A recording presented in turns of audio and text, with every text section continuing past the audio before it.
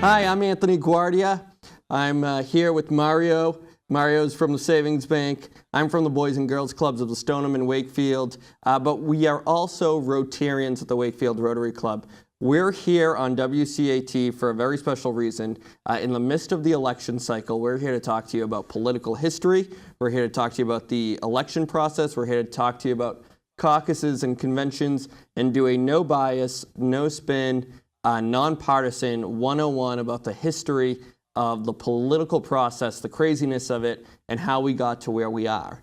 And now, before we get into it, I do want to tell you how this came about. Again, Mario and I, while we're both involved in town, we're both also devoted Rotarians.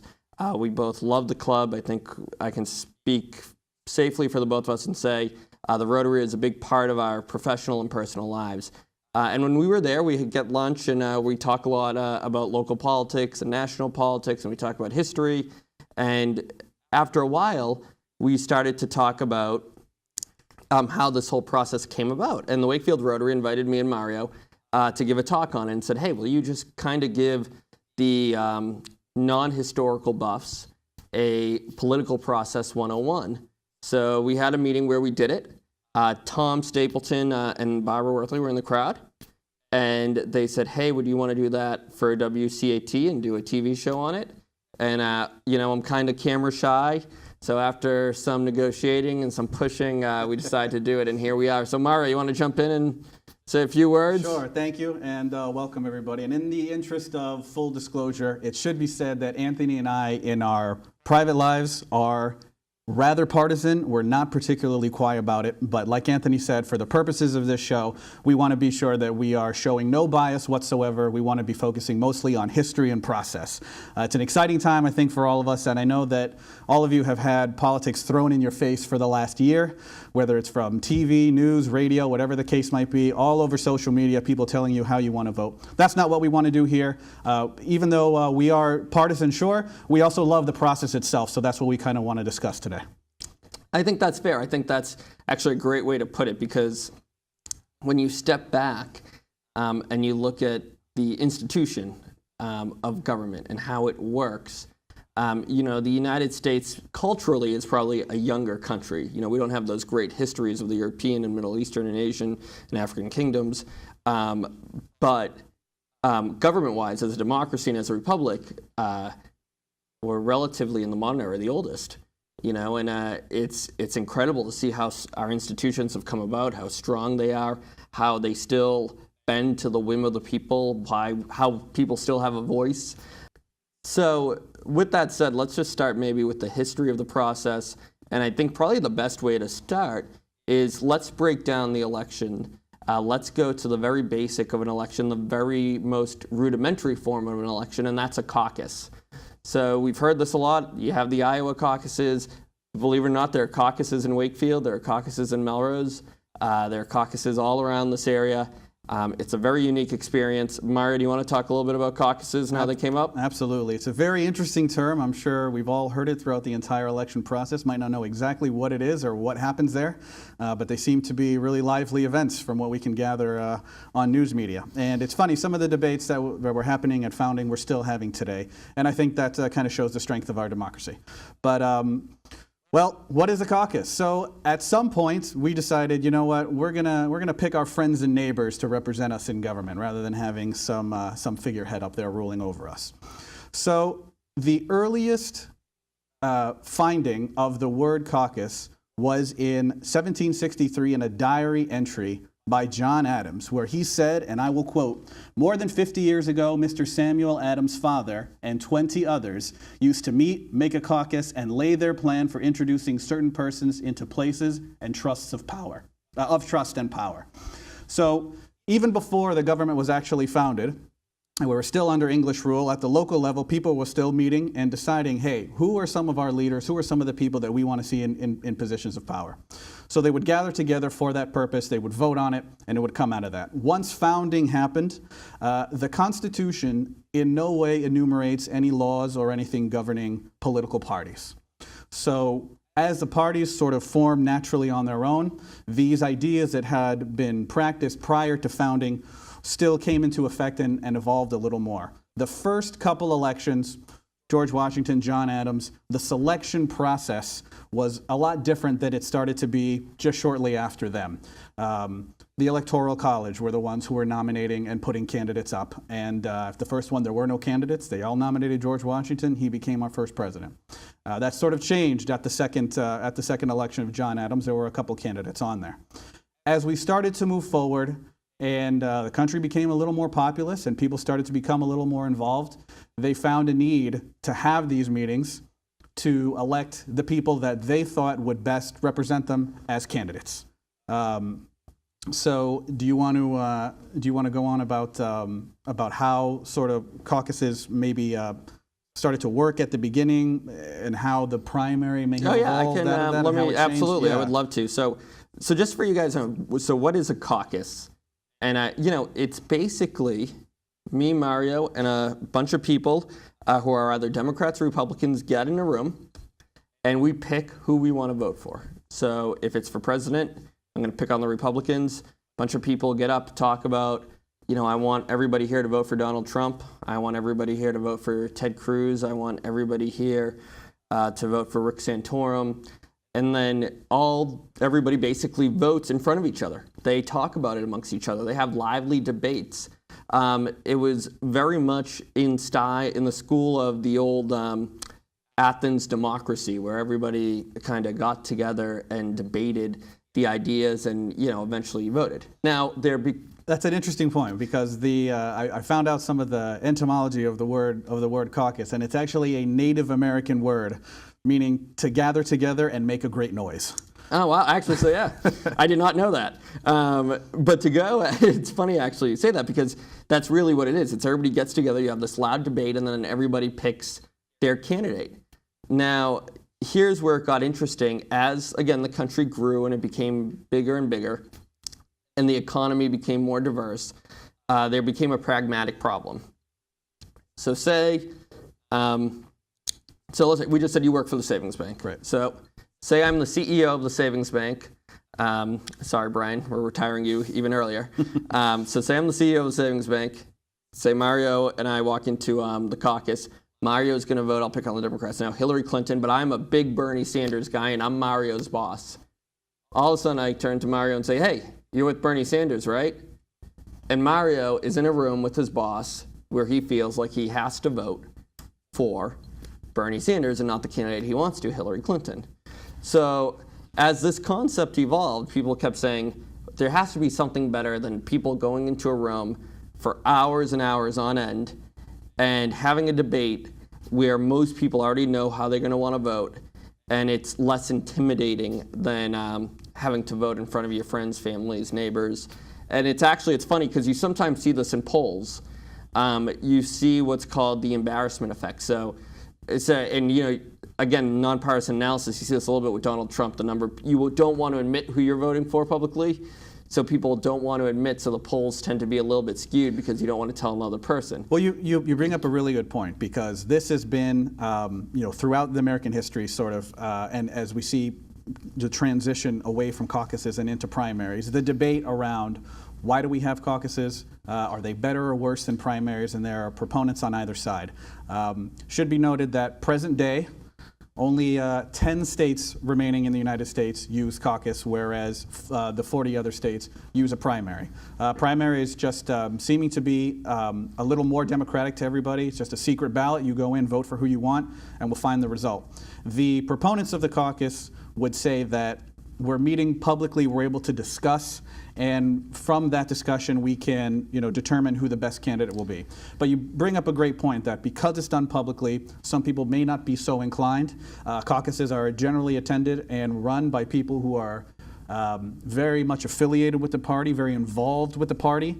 The term party bosses is thrown around there, so there's the concern that the will of the people may not be actually exercised. You're right, and there's actually a philosophical dichotomy there, because what happens is with the caucus, on one hand, what you're saying is we believe that government works best, that on major decisions, a small group of informed people making the decision is better than the collective wisdom of the whole, which there is an argument to be that. I'm not saying that in a derogatory sense. There's an absolute argument to be made, and for some decisions, I actually completely agree with that. But you're making the argument, what the argument's been made and been won by a majority of states is that that's not the case, that when it comes to an election for who should be an executive, the best way to do it is to have as many people come together as possible, and that the collective wisdom of a whole is stronger than the collective wisdom of a few who may have more knowledge. So that's really how the primaries came about, and more primaries came. And now this is where I want to make it clear, because I know we got some questions about this, and we don't have a Q&A here. But people have to remember that when you vote in the caucus or you vote in the primary, you're actually not voting for the candidate themselves. You're voting to send people to either a convention or, when you're presidential, to the electoral college to vote for somebody else. So what you're doing is you're saying, hey, and we're not going to get into that process unless we have time, because that would be a whole other show, is what I'm basically doing is, so I go to vote, I vote for Hillary Clinton, and I would say what I'm doing is I'm telling, let's say Mario's the delegate, my vote is literally just saying, hey, Mario, I want you to vote for Hillary Clinton. And most states have laws that the delegates have to vote what their states say, what the election says. So there's interesting backstory to that. So caucuses, shortly after founding, caucuses were where the actual presidential candidates were selected. Yep. But as time went on and the country became so much more populous, so much bigger than it used to be, and travel obviously was more of an issue, it became a little impractical. So they said, you know what, let's, rather than finding the impossibility of just electing the candidates, many of whom maybe we haven't even met or don't know because they live clear across the country now, that's growing every day, let's elect our delegates who will send to a location to all convene, and then they can go ahead and select. So you brought up an interesting point that I thought we were going to talk about a little later, but maybe we can bring it about now, with regard to delegates. So you hear a lot of terms these days during the primary season about delegates: unpledged delegates, super delegates, pledged delegates, and it gets to be very confusing. All the rules and regulations, and it seems every state has its own way of doing it. Even every county has its own way of doing it. I mean, we heard in one of the precincts somewhere in the Midwest, one of the candidates won in a caucus by the flip of a coin. So it's going back to what I had said about the Constitution and there being no provisions in there listed about parties. Parties are their own unique entities, and yes, they have a general framework of law that they have to operate in. But that aside, they are their own entities and they are free to make their own rules. So it trickles down from the national parties to the state parties, and it gets down to the local level that way. So when we're sending delegates to a convention, the term pledged, unpledged, superdelegate is thrown around. Superdelegates on the Democratic side, unpledged on the Republican side, pledged delegates. What does all that mean? So to kind of pull back a little bit to present day, in 1982, the Supreme Court ruled that parties could not force delegates at a convention to vote in a way that was the same as the outcome of the state primary. So the concept of a pledged delegate or an unpledged delegate is sort of theoretical. If you are a pledged delegate, I am sure that you are for your candidate, and no matter what the situation is, if you're saying, I am going to the convention and I am going to vote for Ted Cruz, or I'm going to vote for Donald Trump, or I'm going to vote for Hillary, you're most definitely going to do that. Even though you're not bound by law, by the party, you're still called a pledged delegate, and you can imagine that if you went to the convention as a pledged delegate and suddenly cast your vote for a different candidate, there might be some consequences on your end. Well, not legal, of course, but yeah. And actually, I should be clear when I say law, because I think I said law. I don't know what I said, but you're most likely. I don't know if this is for sure, but you're most likely going to get kicked out of the party. The party rule is usually. I think the rule in Massachusetts, I'm almost 100% sure, at least on the Democratic side, is you have to vote for who the state has voted for, and if you don't, you get kicked out of the party. Right. And I know that there have been, actually I think at state conventions, delegates have been pulled. They've lost their seat at the convention for doing just that. It's true. So it's, So you're right. It's not so. Pardon my. I think I actually used the word law. If I didn't, then we can edit this out. But but there is a rule that blocks you from doing that. Right. So and that kind of makes it interesting. So if no one is truly pledged, then why do we have to have unpledged delegates and superdelegates? So even though people aren't pledged by law, to a certain degree they are, and I think nowadays, from what we've seen in practice, pledged delegates really do fulfill on their pledge that they're going to go ahead and go to convention and vote for the person that they said they would. Now, a superdelegate on the Democratic side, an unpledged delegate on the Republican side, these are folks who are selected. The manner of selection is determined by the national parties, but they are selected and are not bound in any way, shape, or form. They can head to the convention. They can either know who they're going to vote for, they can talk about it beforehand, that's fine, or they could make a game time decision right when they're there, and they could be open to persuasion.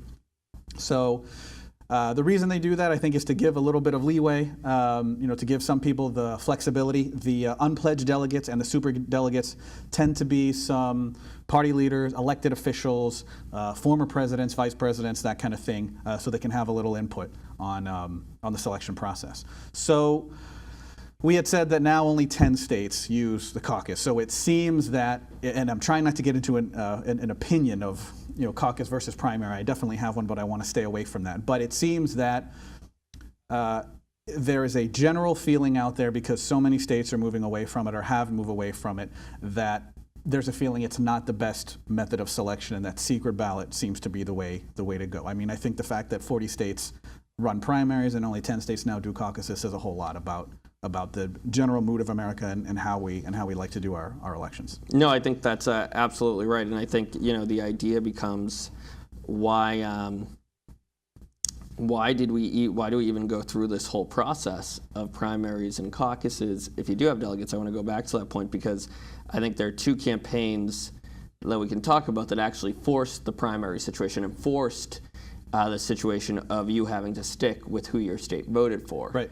Let's get into that, yeah. So, and the two campaigns were, it was one Republican and one Democrat, staying unbiased. No, but it was Teddy Roosevelt and John F. Kennedy. And Teddy Roosevelt was not liked by the party bosses. So what was happening was, at a lot of caucuses, party bosses were being elected, and they were saying, we're going to vote for the best person who represents the ideals of the Republican Party. And that was President Taft. or so they thought or at the so time. They thought. And and then, but Theodore Roosevelt said, well, no, the Republican voters want me. And the bosses said, we don't care what they want. We know who's best for the Republican Party. So this philosophical debate we actually just talked about played out. It actually probably played out even in the current Republican Party. So Theodore Roosevelt went out and won primaries and won caucuses and got more votes than Taft, and in today's system would have probably been the nominee. I would think so. But the party bosses at the convention did not vote for who their states said they would.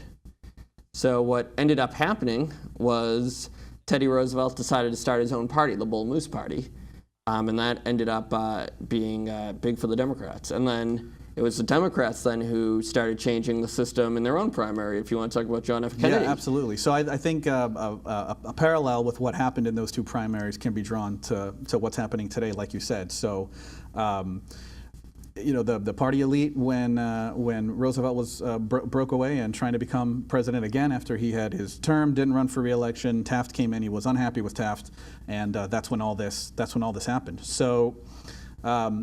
It seemed that the will of the people wasn't really exercised. The votes were there, and party leadership said, no, we know what's best. Like you said, this is the way we're going to go.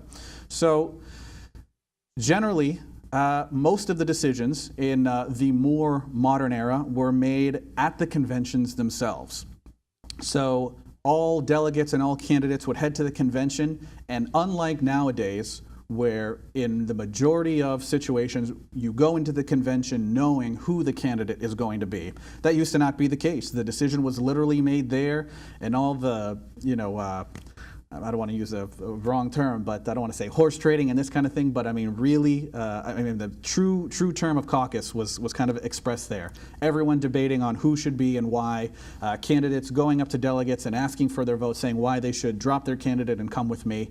So all the decisions were made there. So what that led to, was a lot of the party elites, still the same, just like in Teddy Roosevelt's time, kind of determining who the candidates were going to be. And this kind of came to a head in 1960 when John Kennedy was running. So Lyndon Johnson, who was one of the favorites, he had put himself up for election. He had said that he was interested in being president.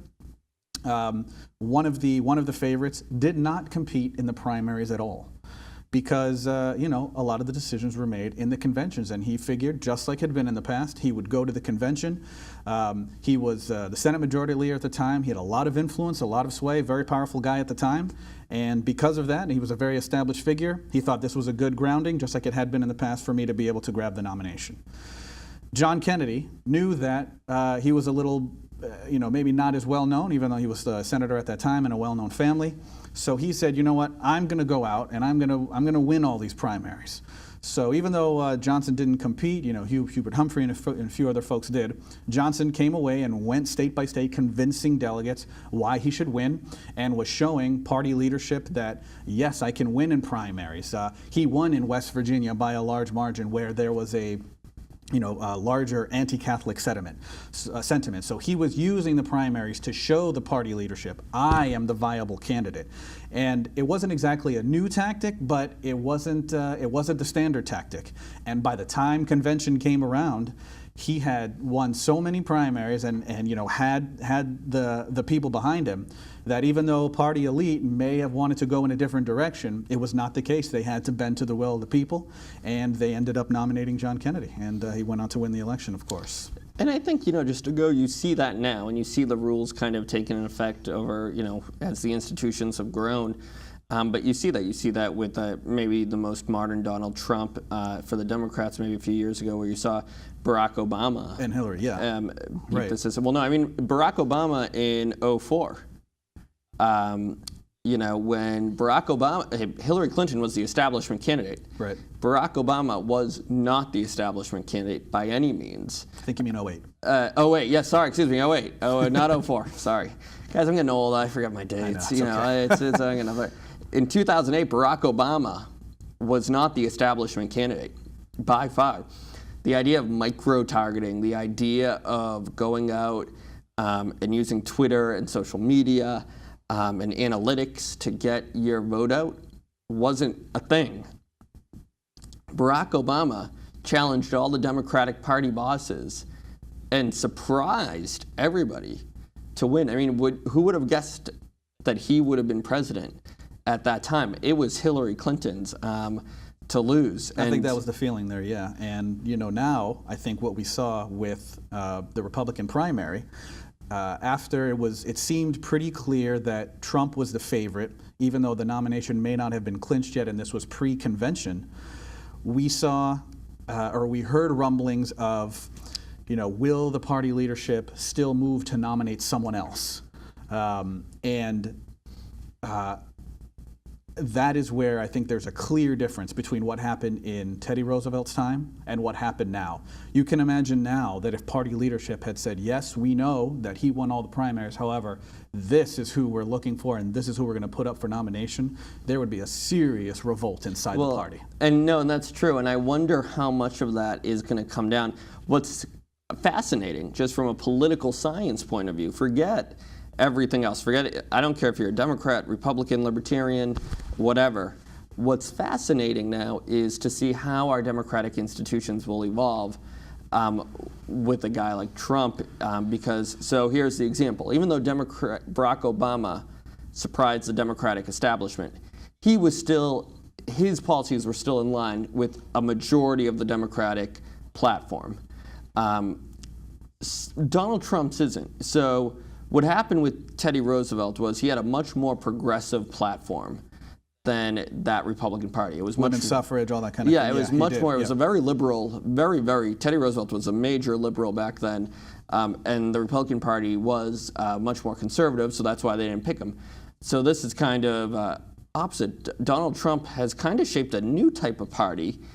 And the question is the Republican Party going to embrace Trump's position and kind of, will the party as an institution shift to his positions, or will he, if he decides to stay in politics, if not elected, or will he create his own party? Because again, I can't think of a time when we've had a situation where, okay, the parties have decided that the collective wisdom of the people is the right way to go.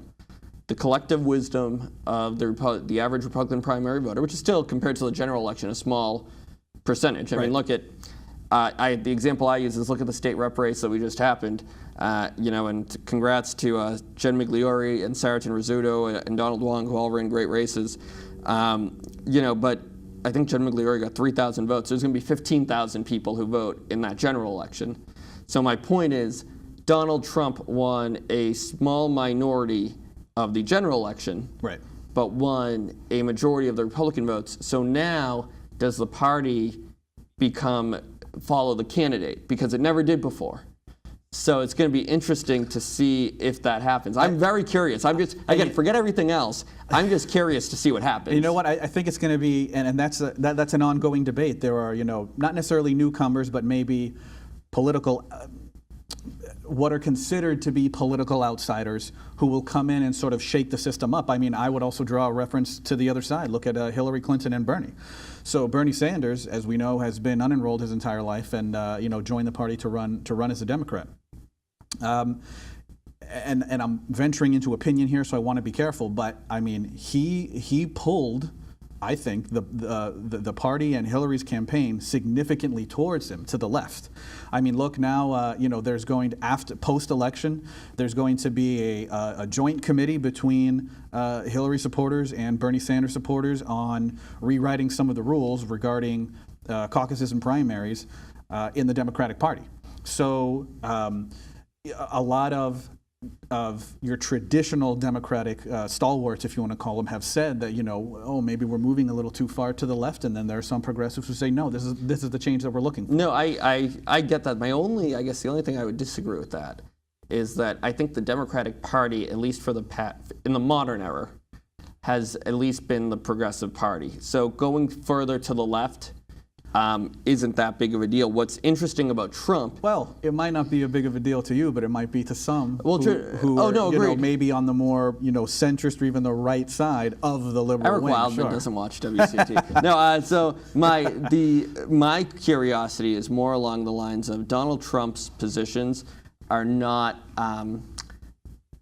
traditional Republican positions. So universal health care has always been, that's usually in the platform. Like some of Bernie's positions are natural evolutions of liberal ideas. Right. Donald Trump's positions are actually very. They're new. They're new. They're new. There's never been a candidate who said, let's build a wall. There's never been a candidate who said, like free trade for the past 20 years has been accepted as standard economic policy. So to have somebody who says, no, I mean, it's in a globalized world, we really don't know where we're going. So with that said, I think we don't know where we're going after this. I mean, the question is, this election is going to be fascinating. And hopefully we can do this again maybe soon and just kind of analysis. This election is kind of unlike any others. And to kind of put a capstone on it and, kind of round out conventions and that sort of thing, modern conventions now are more ceremonial than they are functional, because we tend to know who the candidates are coming in. Now it's so different, so it's kind of exciting to see what happens now. No, it's good. Well, thank you for joining us, and thank you for having us, Tom, Barbara. Thank you for putting this together. We hope we'll be back. And that's all. Thank you for watching at home. It was great to be here. Thank you, and thank you, Anthony. Thank you, Mario. All right. You're a handsome guy.